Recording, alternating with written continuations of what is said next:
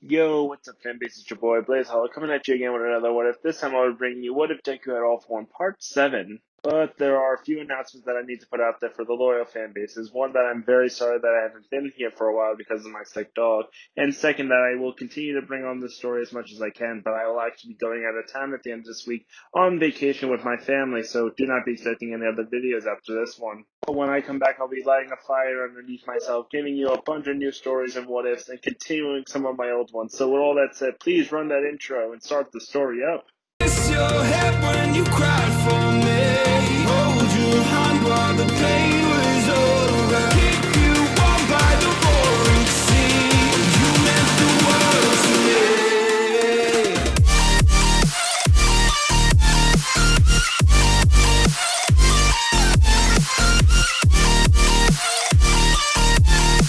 Oh, you meant the world to me.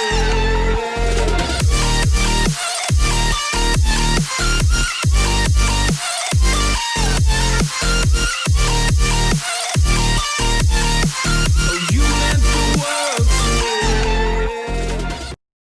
Izuku leaves the room that he's been staying in, full of energy and excited to tell his new family all about the new adventure that they're going to be going on. But as soon as he got there, he saw Toya and Shota setting up the table with Endeavor sitting at the end of it reading the morning newspaper, while Natsu was looking over the comic section of the newspaper. Izuku then looked over at the kitchen to see Rei and Fumi making breakfast. Izuku then hid behind the corner, not wanting to ruin everybody's morning about going to some secret place that could be very dangerous, as Mina then walked up right behind him, putting her hand right on his shoulder with a smile on her face. You can do this. The worst that they can tell you is to just not go and just continue your new life as it is now. Izuku just smiled as he held onto her hand. Thank you. I think I'm finally ready to go talk to them all about this. Mina kindly just pulls her hand back as she again gives Izuku a quick kiss on his cheek. I will be right behind you all the way, no matter what. Izuku steps out from behind the corner, going up to the breakfast table, seeing that Endeavor is still reading his morning paper, as he decides to tap on it gently to get his attention. Endeavor puts it down just so he can look at Izuku. Is everything okay, Izuku? I'm guessing you're not trying to get my attention because you want to read the morning paper. Endeavor just chuckles, trying to think about a boy his age trying to read an adult newspaper. Izuku tried to put on his best smile, but everyone could tell just by looking at him that he still had fear in his eyes for what he was about to ask. I was talking with my predecessor, and he was telling me something very important. Endeavor went wide-eyed, not expecting to hear what he just did from Izuku as he put down the morning paper to give him his full attention. Really? What exactly did he tell you? This is quite interesting, knowing that you're talking to a dead person. Izuku hung his head, realizing that the person who gave him all of his power is no longer among them. He gave me the location of a laboratory that is going to help me become a better hero and understand my power, but most importantly, he told me that there will be a guardian there to help. Endeavor started to stroke his chin, thinking about all the information he got from the police force, but also all the information he got from Izuku about All For One. How much are you willing to believe in the vision that you just had? Izuku thinks about it for a second, thinking about all the stuff that he's gained and lost in the past few days, and then just remembering the only person who gave him a lot of hope was his predecessor. I'm willing to risk my life on it. I can even give you the exact coordinates, but I truly believe that me, you, and Toya should go there ourselves. All For One told me that there wouldn't be anything there that could majorly harm us at all, and that I'm the only one that can get into the building without setting off the security system. Toya was quietly listening to this entire conversation hesitantly, but then he realized that Izuku was very new and expecting all of us to want to go and rush in and risk our lives for some kind of wild goose chase was crazy. Well, if there isn't any danger there for you, why don't you just go by yourself instead of wasting my father's time with some kind of wild chase so he doesn't have to go anywhere dangerous? Shoto didn't know what to say as he was listening to all this because most of it went all over his head. Big bro, there's no need to be rude. Besides, anyway, isn't it up to Dad to choose what he wants to deal with or not instead of you? Izuku grabs onto both of his arms, starting to feel bad for even bringing up the conversation. I'm sorry, I just want to know more about All For One. There seems to be two stories, the one that the public knows and the truth. Endeavor then stood up from the table, looking like he was very serious. Both of you bring up good points, but I actually want to go see this location. If there's any good leads on the League of Villains in that laboratory, it would be a great asset to Hero Society. Toya got a major chill down his spine. You can't be serious about us going there by ourselves. What if the message that he got was a trap? Endeavor smirked like he already had an answer for that question. That's because you're not coming with us, Toya. I'm going to be making a phone call to a couple of friends of mine, and then we're going to go check out that lab, but all that can wait till we're done with breakfast, so let's sit down and enjoy our family time with one another. Toya looked defeated hearing his father speak this way, and wondered why his father put so much faith in Izuku as he then turned and glared at him. What are you going to do if our father ends up getting hurt because of your so-called predecessor? Shoto was surprised to hear his older brother talk this way because he was usually just a kind guy. Why are you being so cruel to them, Toya? You were just being kind to them earlier, and now all because of this you've started to change so much. Toya didn't even look at his younger brother. He just kept stern eye contact on Izuku. I was being kind earlier because it didn't seem like he was a threat to anyone. But now, out of nowhere, he's telling us that he's talking to a dead person while trying to lead us to some kind of laboratory that no one knows about. That is beyond suspicious, don't you all think? Izuku starts to have flashbacks of the Fight Club seeing villains beat the crap out of each other, especially when the cops showed up, when no one wanted to hear him out and his father wanted to kill him. It's because I'm no villain. I'm willing to trade you my life if anything were to happen to him. Izuku's breath seemed to go shallow as his eyes went wide as he seemed like he was having war flashbacks.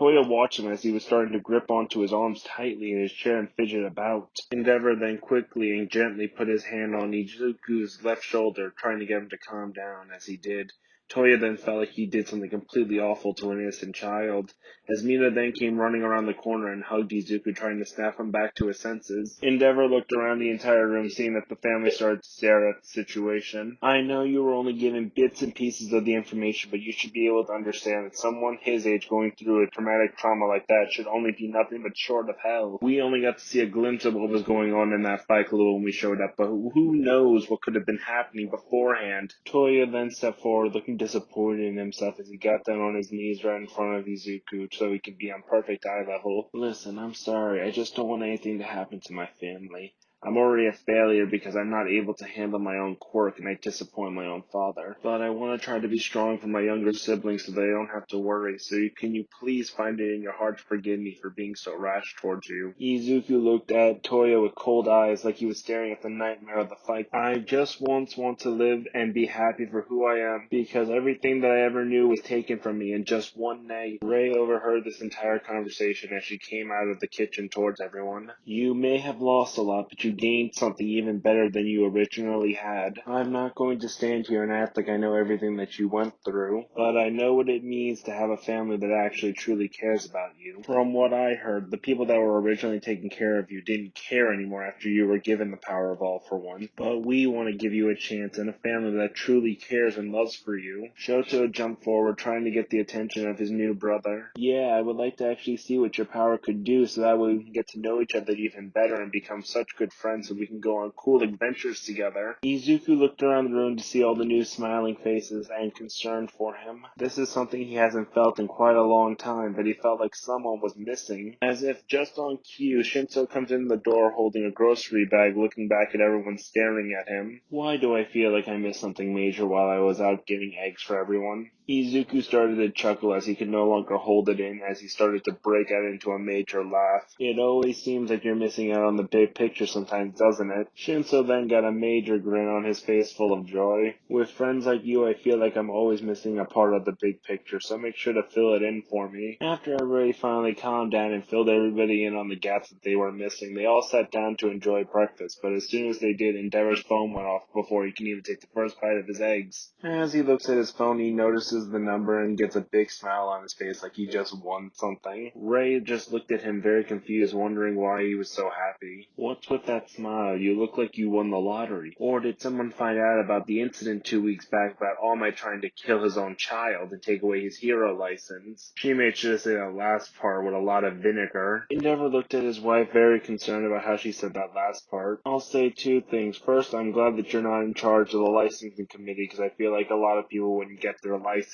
He then takes a sip of his coffee, looking over at his wife, making sure that she's not mad at him. And second, the reason why I'm so happy is because two of my friends actually responded out to my phone call to go check out the laboratory with us. Izuku got excited knowing that he's finally going to get to see the laboratory that his predecessor left behind, but was also wondering who was going to be accompanying them. So who did you pick to come along with us on this expedition? Endeavor didn't say anything as he held out his hand, pointing out each finger as he started to count down from 5 as the doorbell rang. Everyone was confused as they just watched Endeavor get up from the breakfast table and go answer the door. After a few minutes, he comes back to the dining room to reveal that his friends are both Hawks and Miriko. Miriko looked around the entire dining room, seeing that there were 3 new faces, and was completely shocked to see how different each one of them were. So, who are these new kids? Secret love children, Endeavor? She started to chuckle, knowing that that was going to annoy Endeavor. Hawks took this opportunity to get in on the joke as he just walked forward and patted Endeavor on the back. Damn, Endeavor, I knew we were both playboys back in the day, but this is something else. You'll have to introduce me to all of your spare women. Endeavor just got so annoyed that his entire hair started to light on fire as he smacked Hawks on the back of the head. You know that it's not like that, so stop putting images in my children's head along with my wife. Ray starts to laugh out loud, remembering back to the days at UA when Endeavor and Hawks tried to be playboys, but they ended up failing every time. Now, that's not get violent and set a bad example for the children. Why don't I go into the kitchen and grab a few extra seats for everybody so Enji can explain everything? Hawks grabs a chair from Ray as she just hands it to him as he then places it right down next to Izuku. Hey there, kid, would you maybe like to explain your whole little story, or should I just call you Little Lol for one? Izuku just went wide-eyed as he jolted up from his seat. How do you know about all that? Hawks just smirked as he stared at the kid still relaxing in his seat. Information about the Fight Club has already been leaked out to all the heroes. You technically have a record now, but since Endeavor vouched for you and is giving you protection, it's the only reason why you're not in handcuffs and being taken to Tartarus. Miriko walks up from behind up to Hawks and just punches him in the back of the head as hard as she could, making an indent on the floor. Stop scaring the kid. If I remember correctly, when you were looking over the police reports, you almost wanted to tear the police commissioner a new one for threatening a child. Endeavor just puts his hand on his forehead, taking out a deep breath as he tries to think about how he's going to get the entire situation under control. The both of you haven't changed one bit since high school. Everyone would think ever since the both of you got married that everything would get a lot better between you two, but it seems like you got a lot more violent towards each other. Miriko just crossed her arms as she showed both her hands, revealing on her left hand that she had a golden band on her ring finger. Just because he put a ring on it doesn't mean that he's ever going to calm me down. All it means is now I'm left at home with our daughter all day while he's out doing who knows what, instead of helping me. Izuku snapped his fingers, trying to give all 3 of the pros attention. No offense, I don't mean to cut all of this short, but shouldn't we be talking about the laboratory that my predecessor left for me? Hawks finally gets off the floor as he rubs the back of his head. The kid's right, Endeavor, so what should we do? Endeavor was actually kind of impressed by Izuku able to get everybody under control with just a few short words. Alright, I'm going to keep the plan simple. We're going to walk up to the base first hand with Izuku so he can open the door. Once we're inside, I will then make a perimeter around Izuku with all 3 of us so he can do his own investigation along with the rest of us. I also want to make 2 things clear. Whatever we find in there, we keep to ourselves and do our own investigation privately without the police. And second is, whatever else is found in there is up to Izuku to decide to let us investigate further or if we should just leave it alone. Miriko then just thought about the entire situation as she walked over to Izuku and got down on her knees so she could be on eye level with him. I don't know why, but every time I look at you, I don't see the eyes of a child. Izuku was extremely confused by her comment. I'm sorry, but I don't really understand your question or comment. Miriko was actually a little sad to hear that answer. The reason why I say you don't have the eyes of a child is because when I look into your eyes, all I see is sorrow and a desperate cry for help. So please tell me, who are you crying for? Izuku didn't even hesitate as he already knew the answer to that question. How about this? I'll give you the answer to that question when we get back from the laboratory. I really do want to get there and see what my master left for me. Miriko just got a massive grin on her face. Well, aren't you cheeky, but fine with me. I guess we should get going then. Endeavor just chuckled as he sat down at the breakfast table with everyone looking at him. A few things need to be done before we go anywhere. First is that we need to enjoy our breakfast, and then Izuku needs to take a shower and get into some regular clothes for once. Izuku understood as everyone was enjoying breakfast and having a light conversation. He got done extremely fast as he went to go run in the shower and get ready. As soon as he was done with his shower, he actually tried to think about what he was going to change into as he noticed a pair of jeans with a white pair of underwear next to it. When he looked underneath the jeans, he noticed a t-shirt that said, "Heroes are what we want want them to be. Izuku got the biggest smile on his face as he came out of the bathroom, heading back towards the family, showing them his new outfit. Endeavor smiled, realizing that Izuku enjoyed the outfit that the family picked out for him. Alright, let me ask you this just one more time. Are you sure you want to go through with this? Once we leave, we're going to be going full throttle towards the laboratory. It's going to be majorly dangerous, and we don't know what we're going to be encountering, so we'll be risking our lives every second we're out there. Miriko then walked over to Izuku as she put her hand on both of his shoulders. I was the one who got the short straw, so I'm going to be watching after you while the boys get to have all the fun against all the monsters. Hawks just smiled as he released a couple of his feathers to fly around Miriko and Izuku. I also want to put your mind at ease, letting you know that I'll be ready for any sneak attacks thanks to my feathers being around all of us. Izuku just nodded as he tried to hold back the tears of happiness. Yes, I'm ready. I trust all of you, and I'm very grateful that you all trust me. As soon as all three pros heard that, they started heading towards the front door, getting into the car, but Endeavor was stopped at the doorway by his wife, Ray. She then gave her husband a quick hug with a worried look in her eyes like she didn't like this entire situation. Please promise me that all of you are going to be safe, and as soon as it looks like it's too dangerous that you'll all just bail and forget what's there. Endeavor smiles at her, holding onto both of her hands tightly. I wish I could tell you the moment that I thought it was Harry that I would bolt, but you know me too well that I would never leave any of them behind, no matter how dangerous it would be. But no matter what, I promise that all of us will come back to you so you can see that we're all safe and sound. The both of them shared one last hug as Ray waved all of them goodbye as the team got into the car and started driving away. After an hour drive, the group arrived at a wood-like area. Endeavor gets a little bit annoyed, realizing that it's not going to be as easy as he thought it was going to be. It looks like we have to go on foot the rest of the way. Hawks gets out of the car as he starts scattering his feathers all over the place, scanning for any enemies. Just give me a minute. We're deep in enemy territory, so before we start walking around anywhere, I should check the area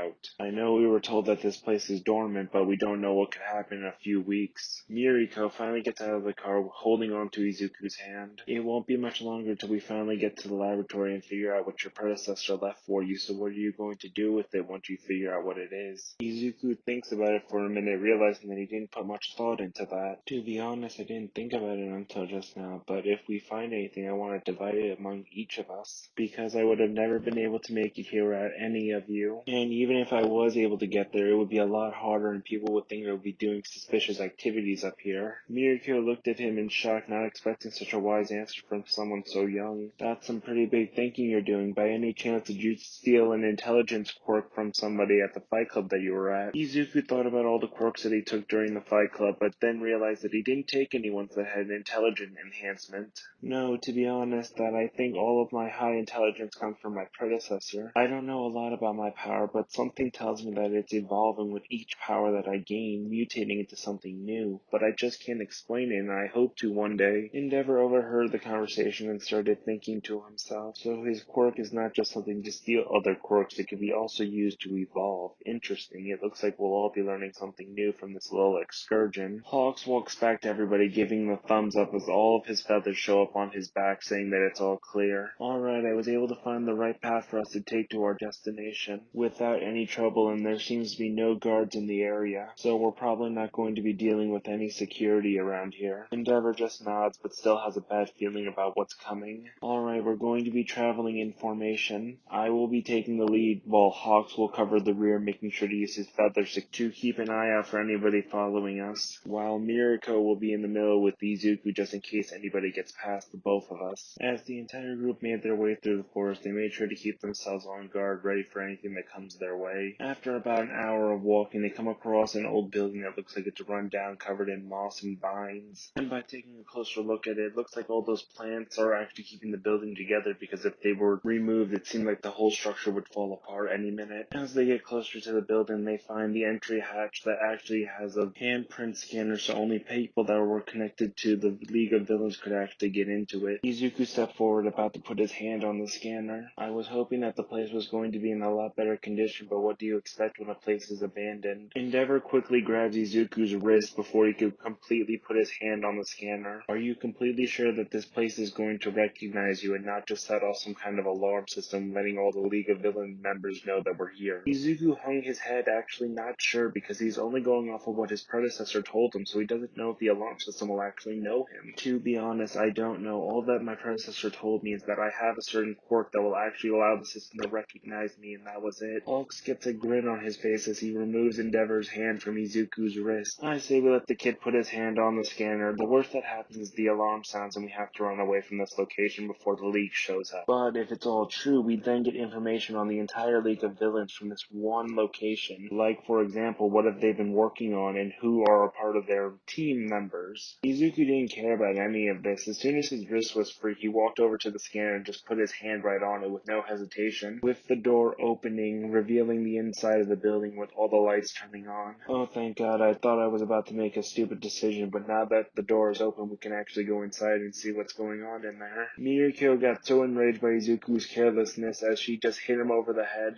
You idiot, what would have happened if the security system actually would have electrocuted you or done something to you that we couldn't fix right away? I do not want to put a child's life on my conscience because he did something stupid under my supervision. Izuku held his head in pain as he tried not to cry from the punch. I'm sorry, we just were going back and forth so much that I thought that I might as well try it, so I put my hand on the scanner hoping for the best. The group then stared into the creepily lit hallway of the building that seemed to actually be heading underground instead of being on a flat land like the building suggests that it would be like. As they walked down the staircase, they actually all stay close together, ready for anything, as the door then swings closed, allowing all the light to turn on bright so they can actually see as a computer voice actually sounds off in the building. Welcome, all for one. Are you here to do a status report on the latest experiments that you've been taking care of? Or did you want me to give you a status report on the traitors down below? Izuku was very confused on what to say as he looked over to Endeavor and whispered, What should I say to the machine? Endeavor thought quickly as he pulled out his cell phone and started texting on it as he shows Izuku the screen. Ask him when was the last time someone was here. Izuku just nodded as he took a deep breath. Can you tell me when the last time someone was here? The system of the entire building started to beep and ping all over the place as it started to process the question. It's exactly been 2 years, 30 days, and 39 seconds since the last time someone was here. The entire group took a deep breath, realizing that they're finally safe in this entire place, that there was no longer going to be any trouble with villains. As they continued to go deeper into the vicinity, giving notes to Izuku. Izuku was organizing all the notes that he was given as he started to clear his throat a little bit. So, can you give me a refresher on how this whole vicinity works and what it was used for? It's been so long that I forgot, actually. The computer system began to process the entire question all over again as it finally pinged one time. This vicinity was originally used by the doctor for his experiments, making Nomu and doing heavy research. Izuku started to flip through all the questions that he should be asking the system as he then got ready to ask the next one. Could you possibly go into more detail about what kind of research was done here? The computer voice actually went very quiet as it seemed to be processing, and then the walls seemed to start lighting up with arrows. The entire group followed the arrows as they ended up in some kind of abandoned laboratory, covered in massive piles of dust. As they started to look through the entire room, they saw that there were papers all over the place with files on top of the desk and tons of computer screens. The computer system then finally spoke again. The major part of this vicinity was researching on genetic enhancement to enhance quirks to the point that we could figure out the singularity, and while we were at it, trying to also revive an ancient race. Also, for all of your information, I can actually see all of you, and I could tell you that you don't need to pass around notes to the master to get your questions answered, so just ask me yourself. Endeavor was looking around the lab as he was listening to the explanation as he came across this gigantic green tube that seemed to have a floating body inside of it. What the heck is inside of this thing? The computer system then looked over and endeavored to see what he was talking about. I'm sorry to tell you this, but you do not have the authorization to actually know what's inside of that test tube. Izuku then himself walked over to the test tube to see what was inside. Do I have the authority to know what's inside of the tube? The system then processed the question as it then dinged. Yes, you do have the authorization to know what's inside of the tube. Do you wish for me to tell you what's inside? Izuku started to get a chill down his spine, realizing that only certain people have the authorization to actually know what's inside of that tube. Yes, I would want you to tell me everything that you know about the creature inside of this tube right now. While the computer was digging up the old research notes, Hawks and Miriko started to go through the old documents that were all over the place, organizing it, making it easier for them to bring it back with them. While at the same time, Endeavor decided to go off on his own to check out the rest of the vicinity to see what was going on. As the computer finally finished processing everything and dinged. This is experiment 363. It is a living clone of a Titan in its humanoid form. Now I know what you all are thinking. What exactly is that? It is an extinct race that we are trying to bring back with our research. When these creatures used to walk the earth, they were actually much much more powerful than anybody who had a quirk at this day and time. They also had a gigantic form of regeneration, along with being over hundreds of feet tall. The doctor came across this creature on one of its archaeological digs when he was trying to find new genetic codes for him to work on, hoping that it would help round out some of his previous research. But when he came across the bones of the remains of an old titan, he was actually very happy. So he started to research into this old fossil, finding more and more things about it. As you look around this lab, you'll probably find some of his research notes. You'll most likely find the best papers on the main computer, which is in the right-hand corner of this room. But back to the main point, what's actually inside the tube is the perfect form of a titan in human form, as it also has the quirk, as it's all condensed into that humanoid skin that you see floating in the tube. He is also ready to be awakened whenever you feel like. The program can be initiated whenever you tell me to. I should also let you know, within that creature was programmed that he will always obey the person who has the quirk known as All for One within their body, so you wouldn't have to worry about him betraying you at any time. Hawks then walks up behind Izuku as he places his hand on his left shoulder. Alright kid, I think you really need to think about this and not do what you're thinking about, because waking that thing up is a major risk. You don't know what it's really going to do once it wakes up. The computer system then interrupts Hawks. The specimen is no threat to the leader. He's more of a threat to the rest of you, so do you wish to awaken him? Izuku then thinks about it and realizes that he doesn't really know what this creature is going to do, so he decides to play it safe for now. Not right now, so keep him in his sleeping state. The computer understood as it shut down the awakening process that it was about to fire up. Hawks and Miriko let a sweat drop as they realized that they were about to bite the bullet, knowing that this kid had full authority over this factory. As the both of them were about to actually calm down, Endeavor came into the laboratory with a look on his face that like he'd just seen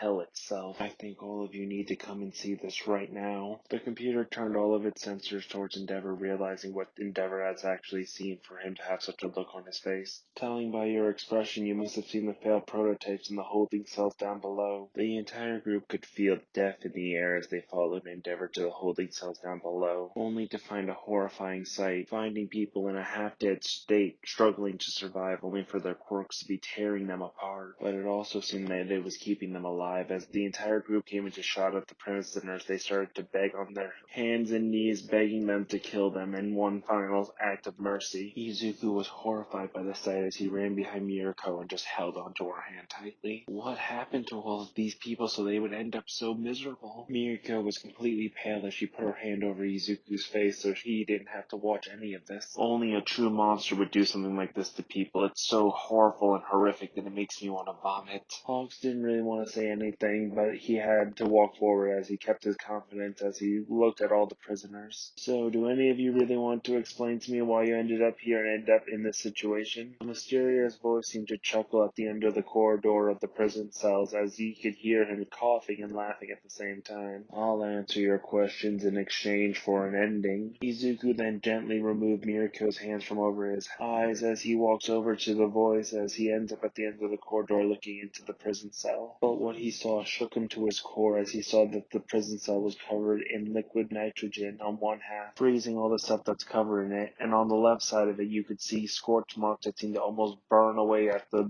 prison walls. I can't really do much for you, but I can promise you this, that I can take away the quirks that are hurting your body and hope to get you some medical help. The mysterious man then just started chuckling even more as he started to hold his body in pain. If you can really do that, kid, I'll tell you whatever you want to know, just ask. Hawk starts running over as fast as he could because he feels like he recognizes that voice. As soon as he gets in front of the cage, he looks at the person feeling like he just saw a ghost. It can't be Foxfire? Foxfire then came out of the shadows of his cell, revealing that his skin was actually burnt and frozen over as his whole lower body looked like charcoal as he moved slowly. Long time no see, Hawks. How's that burn scar that I put on your back treating you? Hawks glared at the man with intense rage, not really caring about his situation anymore. They're fully healed. I would actually like to ask how you're still alive, if you can call what you're going through actually living. Because all of the reports that I found out about you tell me that you're dead, so tell me how you got here in the first place. Foxfire sat down right in front of the bars crisscross as he kept his hands in his lap, not even trying to grab onto one of them or leave the cell. It's simple. The doctor kept secrets from all. For one, he noticed that the headman was getting weaker and weaker by the day, and he wanted to bring back his master to its full glory like he used to be. So he started to experiment with quirks more and more, trying to put one together that would never be compatible with one another. He would hope that they would finally mutate into something that would bring All for One back into his glory. As you can see, all the prisoners here are the failed experiments that didn't actually make the cut. Now we're left here to rot until the quirks that were forced upon us kill us. Izuku got confused halfway through this entire statement. I don't understand. From what you just told us, it seemed like you and the doctor were on the same side, so why would he choose to experiment on you? Hawks was curious about that as well, thinking that something didn't add up. The kid's got a point. Why would the doctor use his own allies as guinea pigs when he could have just kidnapped people and forced them to go through this? Foxfire moved his left arm as liquid nitrogen started to drip from it, along with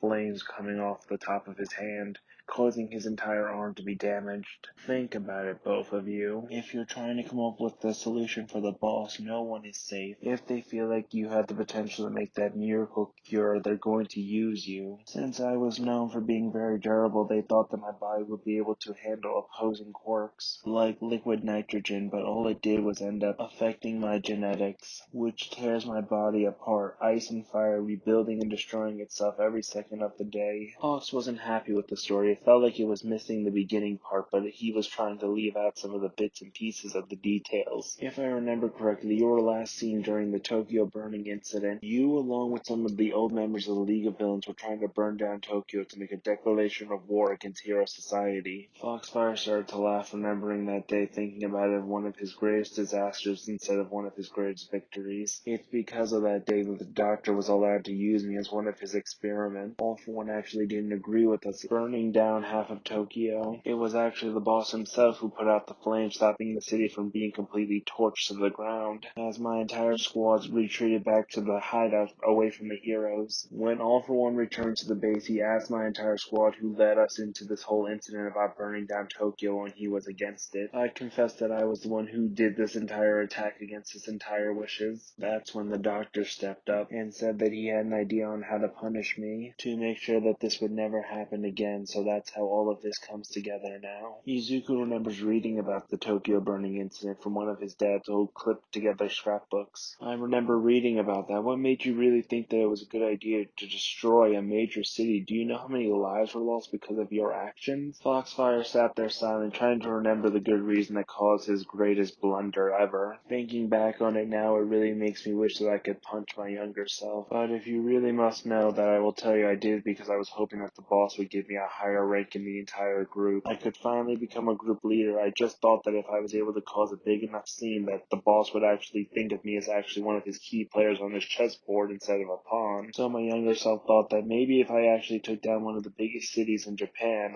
I would actually finally get recognition that I hoped for. But looking back at it now, it seems foolish, and I don't blame the boss for what he did to me. I was a loose cannon and caused more problems for the organization than actually helping it. Izuku goes completely up to the bars as he reaches his hand inside of the cell. My predecessor would have never wanted something like this. He probably would have wanted you to learn your lesson, but not this. No one deserves this. So please take my hand so I can finally give you your freedom. Foxfire started to chuckle a little bit as he finally reached out and touched Izuku's hand with a kind grip. You truly are like All for One. You can touch even the darkest of hearts and be able to redeem them even though they are far gone. Izuku started to absorb the two quirks into his body as he separated them, making sure so he didn't have to deal with the same feedback issue that Foxfire was dealing with. You do know when you see him on the other side, I bet the both of you will sit down and talk about this entire situation and both just start laughing about it. Foxfire just nodded as he started to notice that his body was crumbling into dust. I'll make sure to tell him on the other side that he truly did pick the perfect successor for him. But please do me one last favor as I disappear. Please hear out the other people that were in prison here. Not all of us were put into this situation because we did something wrong. It was because some of them had actually great potential. Foxfire's body completely disintegrated, leaving nothing but ashes and a burnt up cell with frozen marks all over the walls. Hawks then took off his visor as a sign of respect for the disintegrated man. Miriko then put her hands together, praying for his safe departure to the other side. Endeavor just clenched clenches his fist in anger, trying to figure out what kind of sick man thinks that it's okay to do this to people. Izuku let a small tear drip from his eye, but then he wiped it away, not letting himself mourn. He wanted to continue the mission that he had right in front of him. A female-like voice cut the tension as she just clapped her hands and smiled a little bit. It's about time he finally died. I got sick of hearing him complaining about it being too hot or cold during the day. Izuku was annoyed by this comment as he walked over to the other side of the hall, seeing a new cell that had a woman in it that looked like she had reptilian-like skin. Where do you get the right to make fun of him? You were all sent here against your will, and now that he's finally free, you insult him in his final moment?